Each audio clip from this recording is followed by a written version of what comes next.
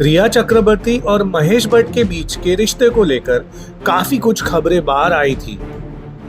हाल ही में इन दोनों के बीच का एक व्हाट्सएप चैट लीक हो गया है। सूत्रों के मुताबिक ये चैट 8 जून को हुआ था, जब रिया सुशांत के घर से निकल चुकी थी।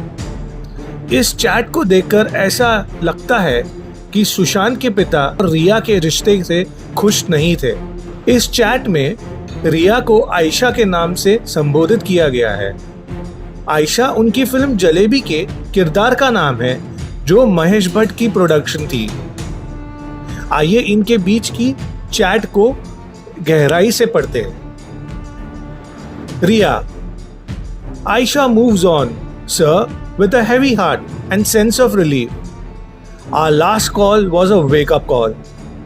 You are my angel. You were then and you are now. Mahesh Bhatt: Don't look back. Make it possible what is inevitable. My love to your father. He will be a happy man. Riya: Have found some courage. And what you said about my dad that day on the phone pushed me to be strong for him. He sends you love and thanks you for always being so special. Mahesh Bhatt: You are my child, I feel light. Riya: No words, sir. The best emotions I feel for you. Mahesh Bhatt: Thank you for being brave. Riya: Thank you, destiny, that I met you. Alright, our path met for this day, not for a film, but something very different. Every word you have said to me echoes in me and feel a deep impact of your unconditional love. Riya: I love you, my best man, and will make you proud. इस पर महेश भट्ट ने chat के and में कहा, You have truly, it takes guts to do what you did. Don't look back. And I think वो खुद ही बोलते हैं, जैसे बहुत सारी लड़कियां हैं उनकी लाइफ में, बेटियां हैं, बीवी है, and he understands women. तो मुझे शुरू से हमेशा बोलते आ रहे हैं कि तुम्हें पता नहीं है कि you know how amazing your potential is as a woman. तुम्हें क्या क्या करना चाहिए, किस हद तक तुम जा सकती हो। मुझे अब लगता है ये जर्नी जब ऑलमोस्ट ख़त्म होने को आ रही है जलेबी की, कि अब अगर मैंने इसको लाइफ में इम्बाइब नहीं किया तो मेरे 8 महीने बर्बाद हो गए।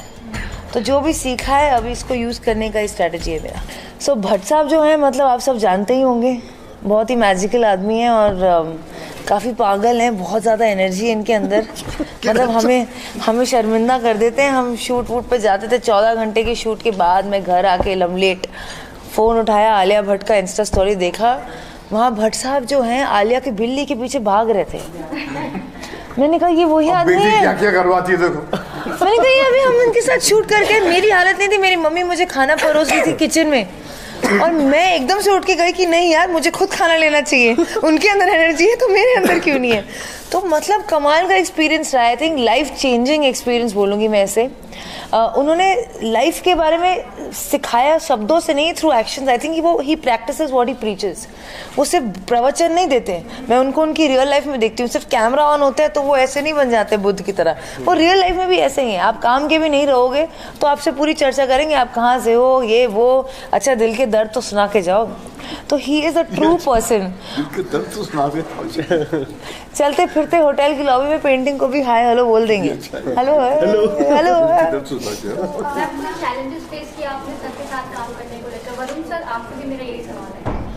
बहुत सारे चैलेंजेस फेस किए। इज़ नॉट, ये ईजी नहीं है, मतलब एक पूरी अग्नि परीक्षा है, उसमें अपने आप को भस्म करना ज़रूरी होता है, फेंक देते हैं उसके अंदर, क्योंकि उनका जो इमोशनल कोशेंट है, जो उनकी फीलिंग का लेवल है, वो आम आदमी से काफ़ी ऊपर है, क्योंकि उनका ही फील्स टू मच। तो उनको लगता है कि जब तक आप वैसा फीलिंग नहीं करो तो फीलिंग नहीं है। तो मैं पूरा मतलब हार्ट ब्रेक ला के इंटेंस सीन करती थी, बोलते थे कि क्या है ये, फिर आते थे कुछ करते थे, कुछ अलग अलग, कुछ अजीब सी बात कर जाते थे, या कहीं कुर्सी पे बैठ के ज़मीन पे गिर जाते थे कि मैं तुम्हें ज़मीन पे बैठने के लिए बोल रहा हूँ, तुम कुर्सी पे बैठ रही हो, और मुझे तो शॉर्ट में कुर्सी पे बैठना है। मैं भी सोच रही हूँ कि करना क्या है।